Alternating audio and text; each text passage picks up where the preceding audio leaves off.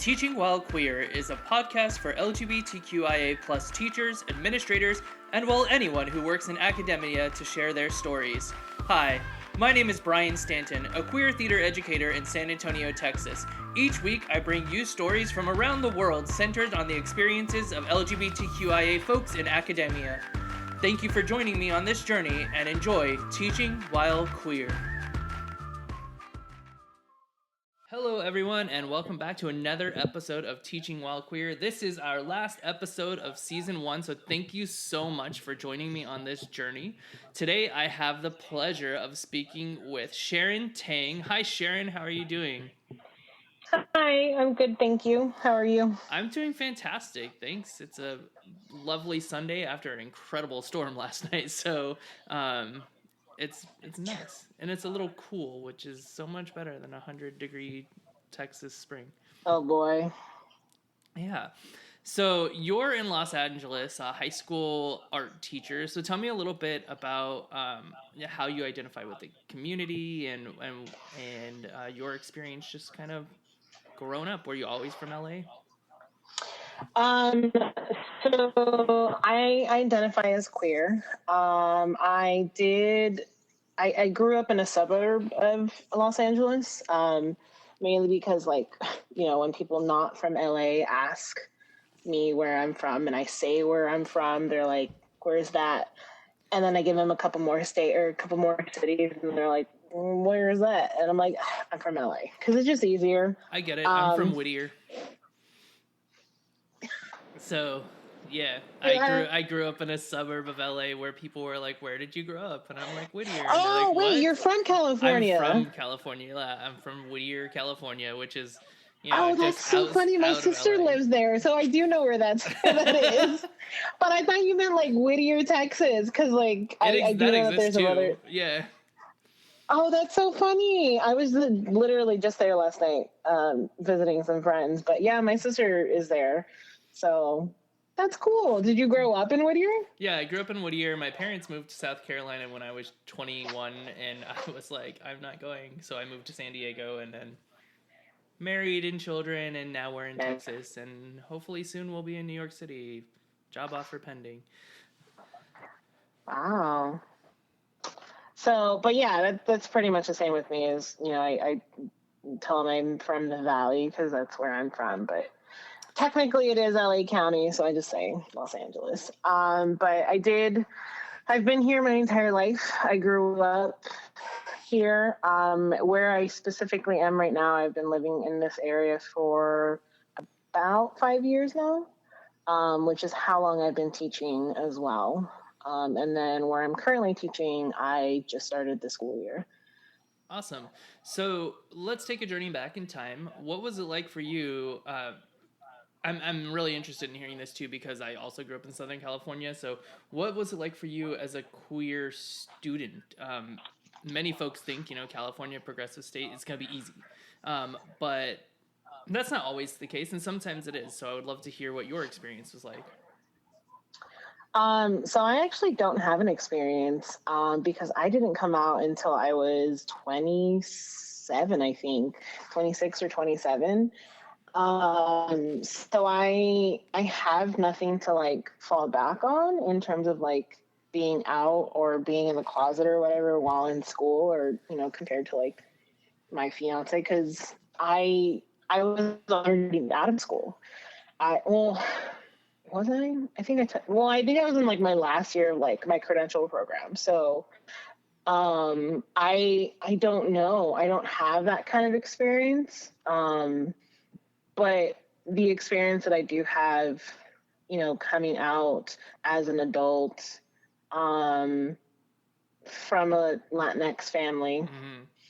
and Asian family. Mm-hmm. So I do have that experience. So when I get to interact with queer youth, I am able to use that experience to be able to connect with youth. So that's the extent of my experience, at being a student, at least. Sure. And what would you say that experience was like? Kind of, I guess, coming out later is foreign to me, namely because I was outed when I was 13, right? So like I don't have that kind of background. But I wonder often if it's like a surreal experience, given the idea that you kind of thought about yourself for one way for so long, and then you have a whole other experience. So, can you dive into that for a bit? I wish I could say that coming out as an adult, like coming out as an older person, is easier. But that, at least for me, that definitely wasn't the case. Because again, my background and my family and stuff and my culture, like it it was not an easy thing. And I've been out for what, 5, 6 years, I think, at this point, and it's just barely like getting a little bit better. And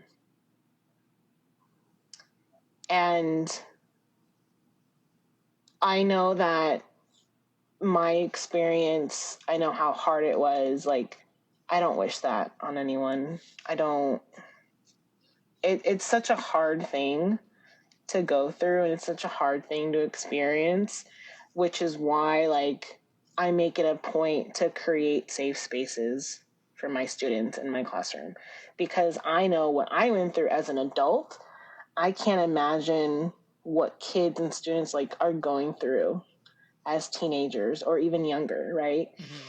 It's just such a scary thing that I had to experience that I don't want kids to have to experience. Like, I want them to have some sort of safe space in their life. Absolutely. I think it's so interesting because so much has changed since we were young, and yet there's still this kind of stigma towards the coming out process. And Yeah. I think it all comes down to the idea that, like, cisgender heterosexuality is considered the norm, but with all these people coming out, and there's millions of queer people around the country, or really around the world, it seems to me like we kind of need to bend that idea of this is the norm. It frustrates me too, because I think about mythology, and, like, you know, in mythology there are queer characters, there are queer people, there are queer gods. I mean, in certain cultures, I think it's like the Hawaiian culture. And I say that because I think Sasha Colby from RuPaul, like, she talked about it, how in Hawaiian culture there's a third gender. And I don't know, like, the full extent of that story, but, like, even like today in some cultures, like, it's accepted. But for some reason, like, it doesn't get through people's minds. It's completely wild. It's so wild to me, especially because I think if you look back at indigenous cultures, there's so much of it that is progressive. I had a guest on earlier in this season who is from Nigeria, and, like, just had the dawning realization a year or two ago that in the Nigerian language, they only have they, them pronouns. There was no he, she, and so or is no he, she. So it's so interesting to me that, like, that is built into the language, meaning long ago they understood this, and then as culture changed, there's been, a shift in cultural norms, but it was just a really fun moment for her. And I think there's so much in indigenous culture that if people just step back and take a look, like, this has been around for a long time. Yeah. So You've been teaching about 5 years. What has your experience been like as a queer educator? Now it's great. When I first started teaching, I was really scared. Because not only was I going to be a first-time teacher who was queer, I was also, like, barely coming out of the closet. Because I think I got my job offer, I think it was like within a couple of months of me coming out. So it was like fairly new. And I remember, sitting with my principal at the time, and I just like kind of like broke down crying because I was so scared because I didn't like I didn't know any of the policies in terms of like the district. I didn't know really anything about the queer community aside from like because I had been like an ally right before I realized that I was queer. So I didn't really know a lot of like the state policies of protection for the queer community. So I was scared. I didn't know, like, I didn't know how to handle it. Like, I didn't know if it was going to be okay for me to be out in the classroom or at school, on campus, whatever. But my principal was really sweet, and she assured me that, everything was fine, that I was going to be completely fine, that there was other queer teachers on campus and stuff, that if I needed to, like, I could reach out to them. And I remember, because I had just started teaching, I found a couple of like other teachers on Instagram, and one teacher specifically was very big on like being open, obviously if possible, and like just accepting and stuff like that. And I remember having a picture of my now fiance, but my girlfriend at the time, and I put it on my desk. And that was the first thing that I did. And for a while, that was kind of all I had out, was just a picture of me and my now fiance. And then, slowly as the years progressed, like I was more comfortable with being out and stuff. Like, I have a pride flag in my classroom. Like I have all these signs in my classroom. Like I have all these posters. I have safe space posters and stuff like that. So it was terrifying at first. But now I'm just this big old queer teacher on campus, which is really nice because I think kids needed that. So that's awesome. Speaking of your students, like, what is it like for you working with queer students?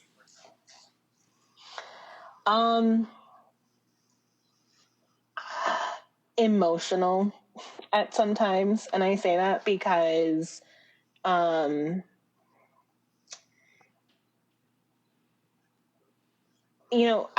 work with high school, right? And high school, there's so many emotions. They're all over the place, all the hormones and everything, right?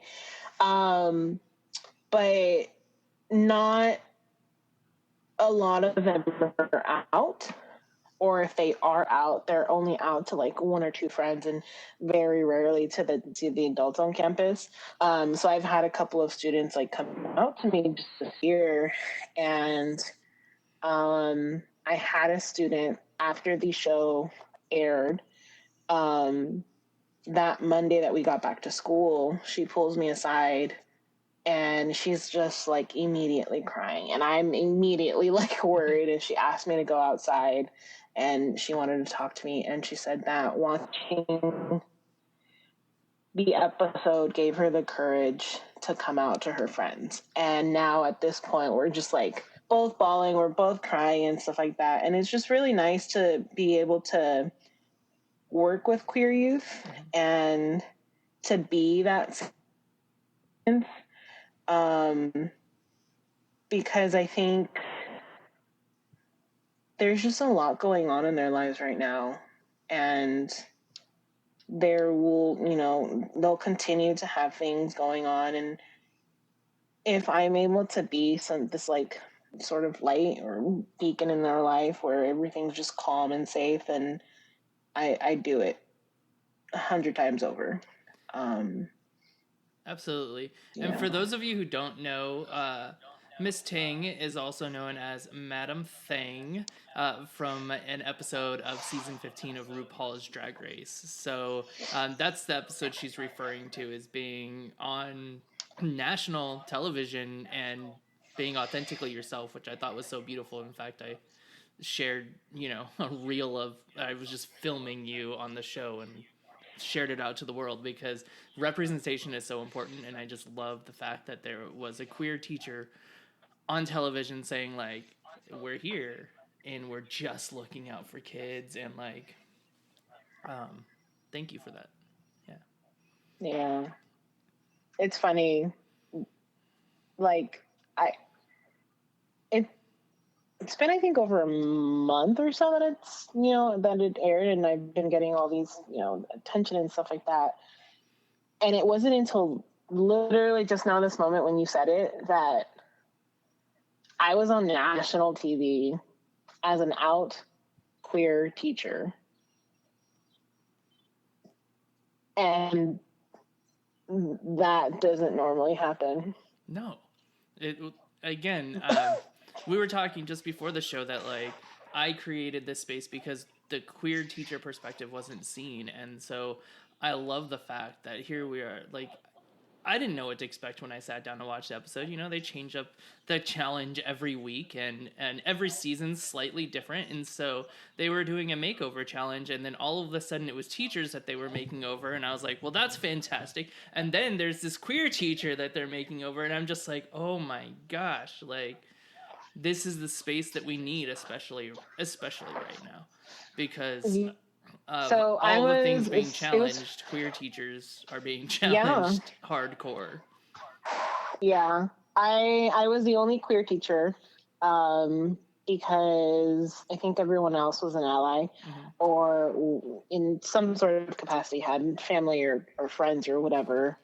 But yeah, I was the only queer teacher. Well, again, thank you, because it's such a beautiful thing to watch and see. And it was a lovely episode, and your story was wonderful. And I don't know, I love that you kind of get to have that moment also for yourself. Like, it lives on. Yeah. So when it comes to, you had a hard time maybe at the beginning trying to figure out where where your person, yourself, fits into education. What's it been like for you? Have you had experiences of, I hate the term, but homophobia? I feel like it's not a fear, but I guess discrimination or hate. Have you had that actual experience arise? I know that's in the back of my mind. That's the thing I'm constantly worried about.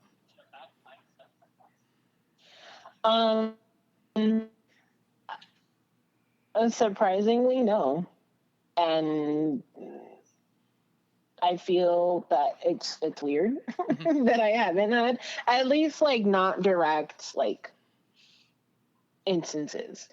Again, right, I live in California, I live in Los Angeles, I live in a state where we have protections. I work in a district where employees are protected against discrimination of any kind.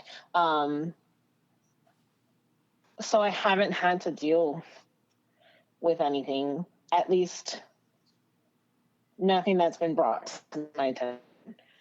So I've never had to deal anything with students. With parents, I think it's different, just because in the schools that I've worked in, and I've only worked in 2 schools, but in the 2 schools that I worked in, there hasn't been a lot of parent interaction, and the interaction that I have had has all been great, but there's never instances where I come up in that sense.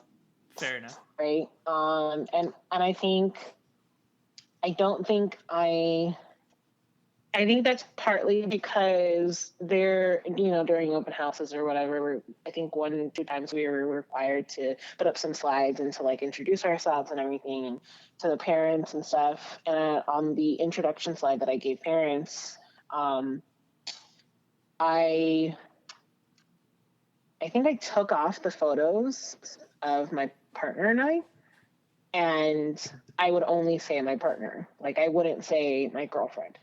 Mainly because I don't think I wanted to see any reactions if they heard me say girlfriend.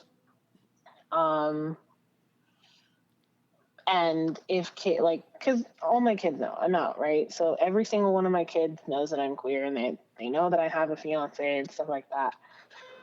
And if they've told their parents, that's okay. Like, I don't care. But I haven't heard anything negative. So that's good, I guess. The only thing that I have experienced was because of the show, but because I got interviewed by my teacher union, and it wasn't necessarily like anything. I mean, I don't know if you could qualify it as like homophobic, but it was this comment on the post where it said, the person says that I'm talking as if the parents don't protect and take care of their kids at home or something like that. That any of that kind of stuff like should be left to the parents, and that work and personal life shouldn't mix. I obviously didn't respond to it because I frankly don't want to. But that was kind of it. So, but I did see other people like coming to my defense, which was nice. That is nice. Always when someone comes to your defense, I find that incredibly like uplifting, especially when you're trying to do something really good in the world, you know? Yeah. And I think that argument is so interesting to me because it's like, okay, then for those of you who are married straight people, please take off your wedding rings. You can't wear them to work. Please take down the pictures of your spouse and your children. You can't have them at work because your personal life and your home life, your personal life and your work life shouldn't mix.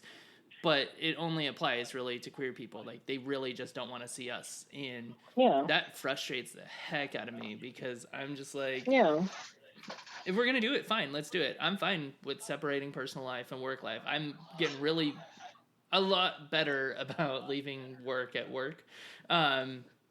I'm a theater teacher. You're an art teacher. Sometimes we do things, you know, after school or on the weekend to prep and whatnot. But I'm getting really good at being like, all right, it's 4:30. I'm done. Let's get out of here. And so if that's the case, just make a unilateral decision about it.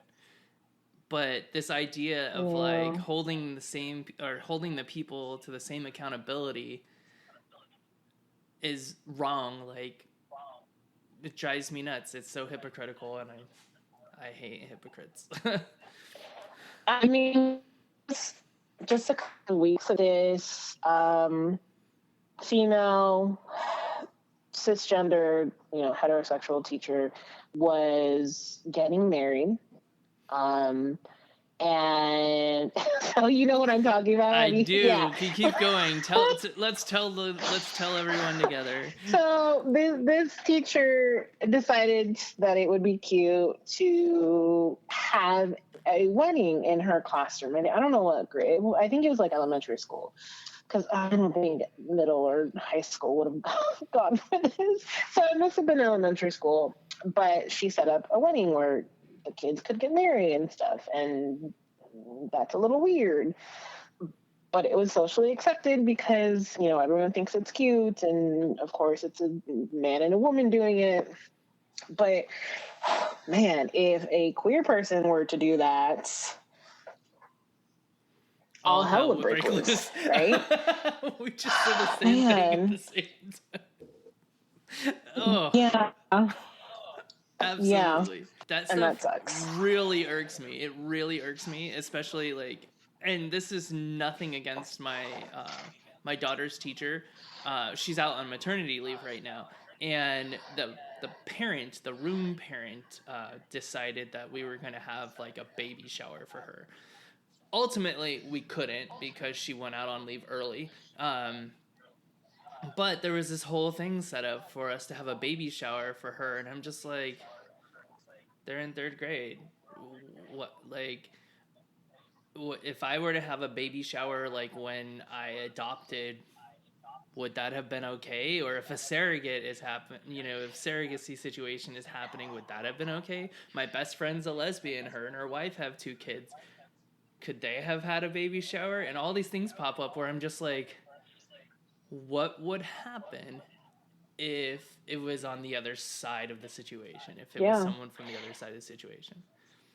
You know, funny that you mentioned that, because I just now realized that, because it would go along the same lines of like people announcing that they're getting married, right? Because I just got engaged back in December, And I started off the school year, and the kids all knew that I had a girlfriend and stuff. So I wanted to tell them that I was engaged, and it didn't even dawn on me that, like,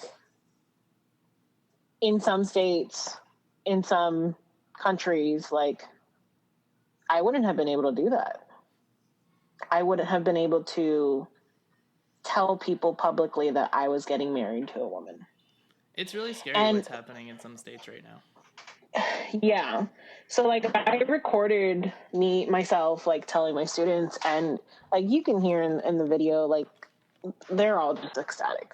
It was really funny because I wanted to play a trick on them, and I said, I no longer have a girlfriend. And then I waited a couple seconds, and they, like, you could see, like, just the life drain from them. Like, they were sad. They were about to cry. And then, like, I pulled out my hand and I showed them the ring and stuff. And I said, I have a fiance.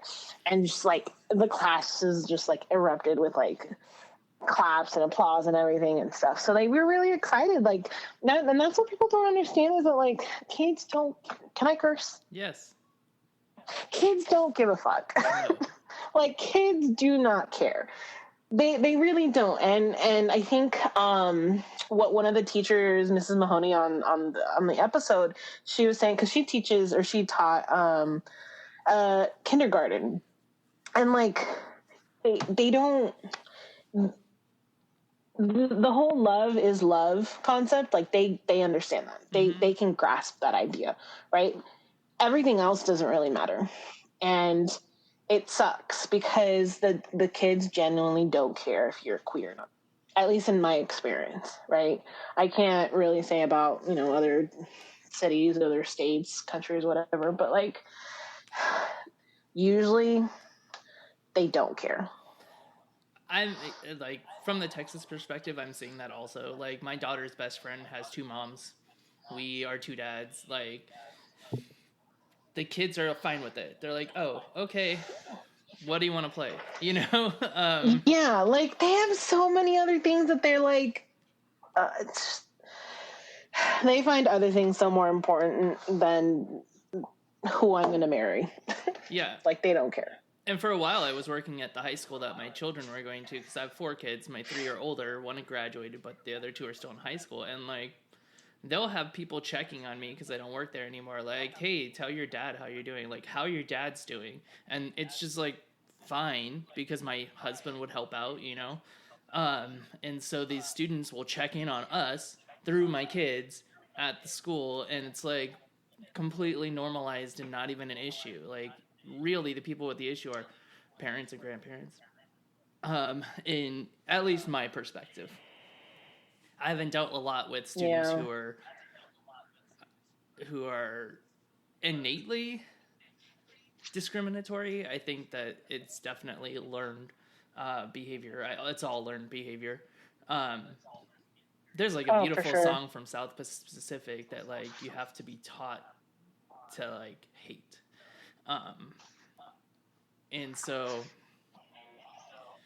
that's 100% true. And, some guys wrote that 50 years ago. Yeah. There's something else I was thinking about, too, in regard to this conversation. This idea of love is love, and we totally get that, and it's a huge push right now.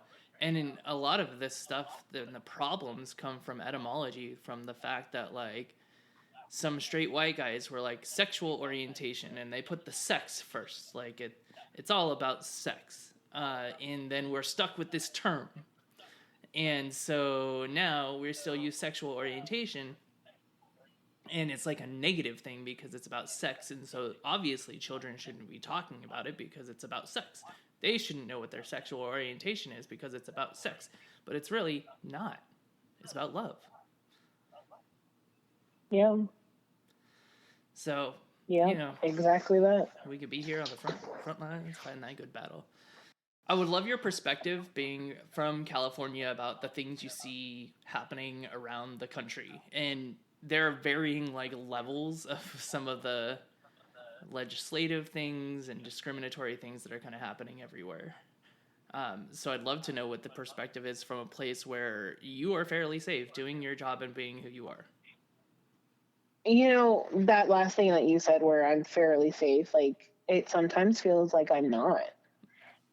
because I start to like, and I try not to let it like overcome me and my thoughts and everything, but like I wonder, like, are we next? Is California next? Is, you know, is my district next? Like, what's going to happen? And I know that's probably not going to happen, you know, knock on wood, but like it is a very real possibility. And it, like, just the other day, I think just this week, that it was announced that the Don't Say Gay bill or whatever was going to be extended into high school, so 9 through 12. And it's terrifying. Like, it's frustrating. It legitimately like breaks my heart, because there's so many people that are going to suffer because of that. There's so many people that are going to be pushed back to the closet because of it. And I don't understand how we got here. It's scary to think that who you are is becoming illegal. Absolutely.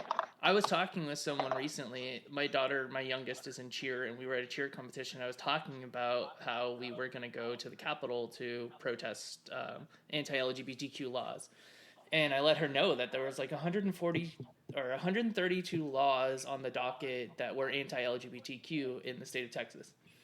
And so we went out there and protested, and many of them didn't pass, and many of them looked like they weren't going to pass, and then in the middle of the night in closed sessions they passed them after, you know, thousands of people said that this law shouldn't exist. They just ignore us. It seems to be a theme that if you are a conservative politician, you don't have to represent your entire constituency. You only have to represent the people who vote for you. Or at least that's the mentality that I'm seeing. And so we were talking about it, and she was like, well, that's not going to happen here. Like, yeah, that's happening in Florida, but that's Florida. It's not going to happen here. And I'm like, literally, it's happening in Tennessee, and it's happening in other places, and they're all kind of circling around Texas, who is trying to pretend like they're this big conservative Republican state where gay people don't exist. So why wouldn't it? Yeah. As part of the reason Exactly. I'm trying to move is because I don't want to be in this space when the shit hits the fan, I guess. Like, I want to just be in a space where there's more diversity and my children can be themselves and we can be ourselves without an issue. Exactly. Yeah. It's terrifying. It really is terrifying. It's so frustrating. And I think about, like, anti-drag laws are happening too, and as a theater teacher, like, 90% of the time I'm casting a woman in a male role, you know? Like, yeah. And that they'll say things in these public hearings, like someone will say, education, what about theater? What if theater has somebody dressed in drag in it? And in the chambers with everybody there in public, they're saying, well, that doesn't count. But then if you go read the law, what's on paper says no drag. And I think about, like, stand your ground laws. That's been a huge thing right now, with that young man Ralph. God, that story kills me. It just makes me so sad. But I mean, there's even 3 other instances this week of it happening. But people don't know the law. They're not reading the actual law. They just know that they're supposed to be able to, quote unquote, stand their ground, and they can just make it up. And that's the thing that pisses me off, is that's like, these laws are passed with very little guidance, and nobody knows what they actually are. So everybody's gonna, if you put a $5,000 bounty, essentially, which is what's happened here in Texas, they're proposing a $5,000 bounty for anybody who reports drag queens, essentially. Yeah. If you put that on there, people are just gonna complain whenever they see someone in drag. Like, it doesn't matter what your law says on paper or what you said in your public processions or sessions. It doesn't matter, because people only know what the headlines are telling them, which is anti-drag. And so let's talk, if you don't mind, a little bit about your experience on the show and kind of dive deeper into that. Just maybe for our Drag Race fans, including myself.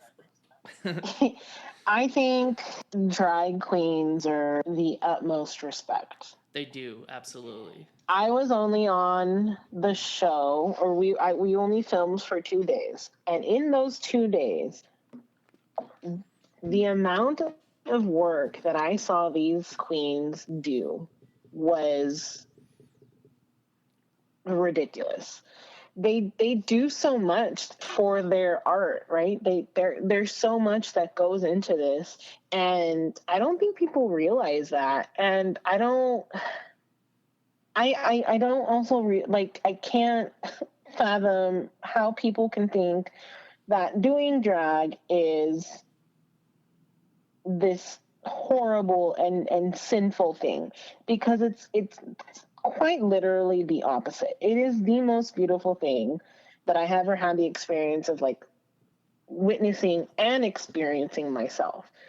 I had so much fun doing the show. I did not expect everything that happened. Like,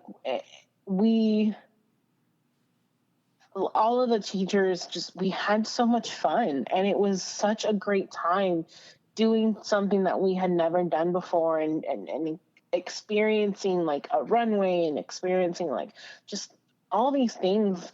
It was great, and I wish, like, a lot more people could experience it and could do it. And then I loved working with Mistress. Like, I'm so happy to have been paired with Mistress, and I say this all the time, and I mean it, because of the show, I am no longer the same person. Mm-hmm. Like, I have such a genuine, like, newfound respect for all these queens and for the show and stuff. Like, even the production company, like, they treated us so well. And I loved every second of it. That's awesome. I think that episode, honestly, and most of this is edit, right? Because I understand, I work in theater, and I've done stuff with film, and I understand that there's edit to everything. And so, like, a lot of the season, Mistress was painted in a, like, a very, we'll say, sassy way. And what I loved about this episode is that we got to see her heart kind of come through, and then it completely changed for the rest of the season. Like, there was a complete new perspective on who she was as a person. Yeah. And so I think that was really beautiful, and I think that whomever decided to do this challenge, you know, they did, you know, a really great thing, not only for, you know, drag queens, but education, because, you know, across the country we are under attack. Yeah,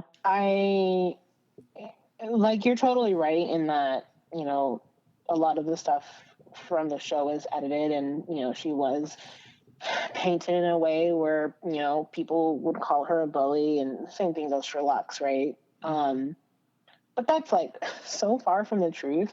And what's interesting is that I think it's more of a like, Mistress not caring what people say about her. Mm-hmm. And that's a good thing, because, you know, Mistress lived for so long, you know, having to experience things, and things that, you know, people shouldn't have to experience. And, you know, got to a point where they said, that's it. Like, I'm not going to take it anymore. Like, I'm not going to be living my life as something that I don't want to be, or I'm not going to be living my life hidden. Like, I'm going to be living my life authentically. And that's something that Mistress taught me, and something that I'm going to continue to do is living authentically, because it's not fair to yourself. It's not fair to have to live hidden, have to live, you know, and stuff like that. So I'm really glad that the production company, like, decided to edit the episode in the way that they did, and, you know, show our story and our connection and stuff, because that like, connection was genuine. Like, those tears that you saw, like, those were all, like, genuine.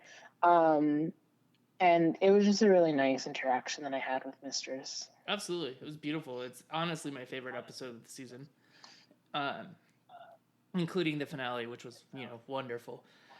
And I found, or rather realized about halfway through the season, that last year when I was in Houston for grad school in the summer, I actually saw Mistress at a Pride event. So I've got to say that Mistress is a powerhouse performer. For those Oh, of you who haven't had a definitely. chance to. A few weeks before the episode aired, I was able to see Mistress at one of her shows in West Hollywood, Mm-hmm. and it was kind of nice because like I was able to like be there without like obviously people not knowing who I was and For stuff. sure. And I brought her flowers, and I got a ticket to the meet and greet so I could like talk to her and catch up a little bit. And it was just really nice. Like I think it was one of the pictures that she posted to her Instagram, the one where like we're hugging. Mm-hmm. That was at the show that I went to, and I actually, before RuPaul's Drag Race, this is actually the first season that I had watched from start to beginning. I had also never gone to a drag show. I've seen like clips, here and there and stuff. Like I was a fan of like Trixie, like it just, all these things, right? But seeing Mistress perform that night, oh my God, like that was wild. Mm-hmm. The control she had over the crowd, and it was just great. It was beautiful. I loved it. Like I can't wait. I want to go back to like another drag show and yeah, I'm hoping I get to see her again because that was a lot of fun. When I was in Southern California, I was a huge fan of the Dreamgirls Review, which is ran by Chad Michaels, who's on the first reigning queen of All Stars, right? It was on, I think, season 4 and then All Stars. And Chad does those shows all over Southern California, so San Diego and LA. And I just loved it because it was like local queens, but then they would also bring in drag race queens. And quite literally, if you're a drag fan, Southern California is kind of the place to be if you want to see drag race stars, because Yeah, they kind of catch the California bug after living out there for so long for filming. Because so many of them have moved from wherever they were in the country to California after being on the show. And so it's kind of cool because you can go just, pay a normal cover and see this brilliant amount of talent, and the money that they put into their productions is also insane. So you get to see something that's almost like a fully produced stage show, but it's at your local bar, super cool. Yeah, so before I wrap up to the last couple of questions, I wanted to offer you the opportunity to just maybe share if there was anything else that you would like to share about your time on the episode and the impact that you think that it's had. I mean, what has that been like for you afterwards with all these people now seeing you again we discussed earlier, national television? What has that been like for you? So it's been wild. It's been completely wild because not only was I getting attention because of the show, right? Because people, fell in love with me and, my story really resonated with a lot of folks. It was also the fact that Mistress shared my teacher wish list to their Instagram. Oh, yeah. So from the moment Mistress posted that post with, her story and everything and about me, I think my phone would not stop buzzing for like 72 hours. Like it was constant buzzing, like constant likes and follows and just all these things. Like one of my tweets went viral, I found out, and for the internet, my face was all over the internet. There was memes about me. There was not interviews, but there was like articles written about me. There was like videos done about me. I had fan art done. Like I just finished an interview a couple days ago with an art education magazine. I had another podcast interview just yesterday. Like, I had another interview with my teacher union that was posted already. And it's been wild. It's been almost like surreal, because not only was it just the attention, but it was also people buying and donating things like supplies to me and my students. I live in a tiny apartment. My poor apartment was flooded with Amazon packages, like just ceiling to floor, flooded with packages.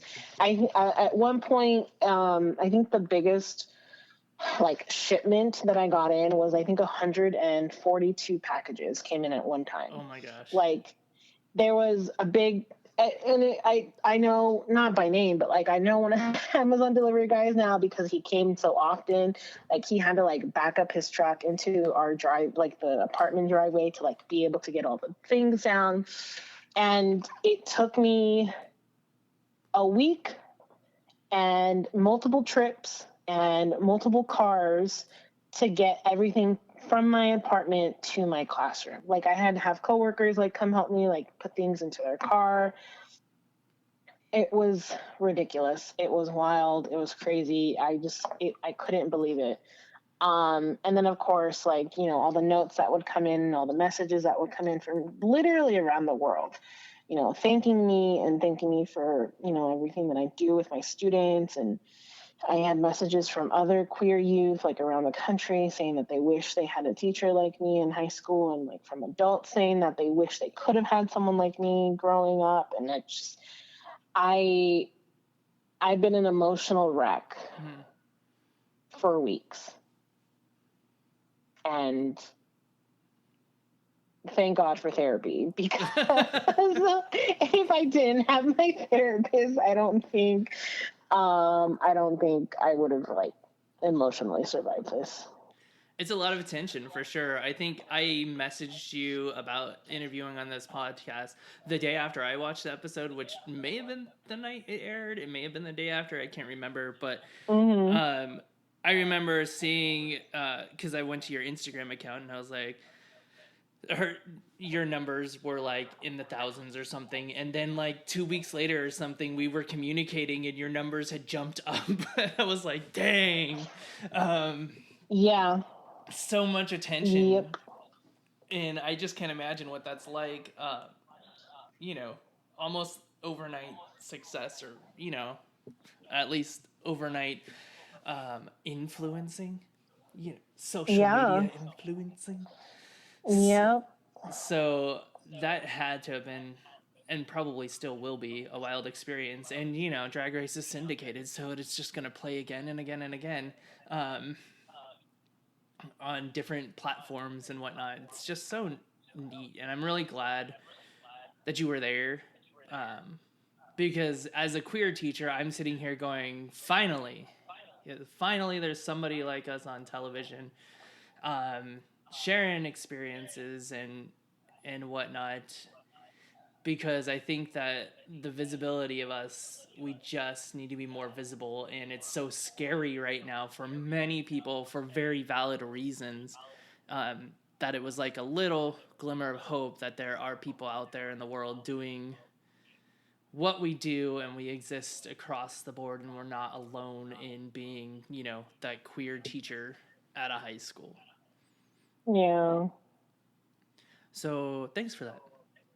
I don't know if you meant to be the banner of an entire community, but I think you handled it well on the episode, and hopefully you continue to handle it well with your social media uprising. I definitely didn't mean to be that, but I have absolutely no problem in doing it, because if it means that we're going to be seen, it means that, you know, kids know that there's someone out there that's going to be looking out for them. And yeah, I do it over and over again. Absolutely. So I'm going to round out our episode as I do with every episode. There's 2 questions that I ask. The first one talks a little bit about, or The first one is an opportunity for you to give advice to a new teacher who may share some of the concerns that you had when you started out your first year in the classroom. Okay. Are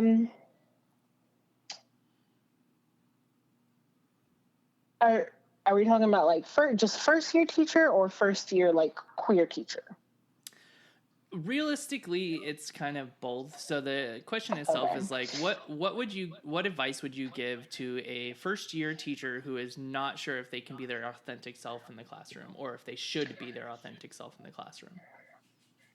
I probably would say, if it's safe for you to do so, if you're not going to be at risk of losing your job, and mentally and emotionally you will be okay, then please, by all means, live authentic.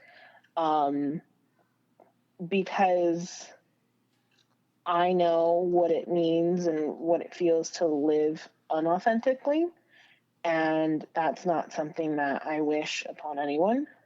And I know that as a community, having more out visibly queer folks, it means a lot to us. Mm-hmm. Absolutely. Yeah. Final question is, what can teachers, parents, and students do to help move the needle toward inclusivity? Oh my gosh. Stand up with us. Stand up with us when we're being attacked. Stand up with us now, because we are being attacked. And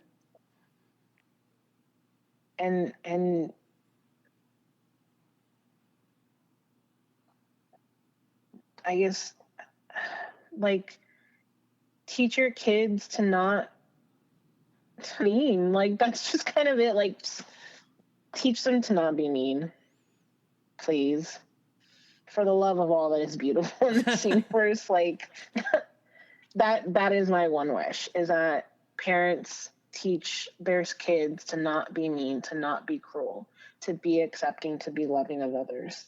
Absolutely. I think it's so interesting because I saw a quote on social media today that was basically like, maybe we should change it from allyship to take a side, or pick your side. And I absolutely agree with what you just said about it's time. If you are our quote unquote ally, it is time for you to stand up and be there in the lines alongside us, making your voice heard. Because sitting back and saying things like that's not going to happen while it's happening is not true allyship. Not to mention that it's exhausting standing alone. 100%. And we're tired. I agree with you entirely on that.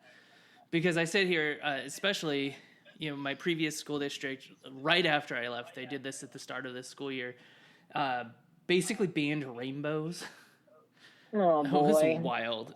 They banned rainbows, and I think people were in uproar, and I'm still a parent there, and so people were sending me these messages like, what can you do? And I'm like, what do you want me to do? Because I held the banner and I fought for 5 years or 4 years on my own.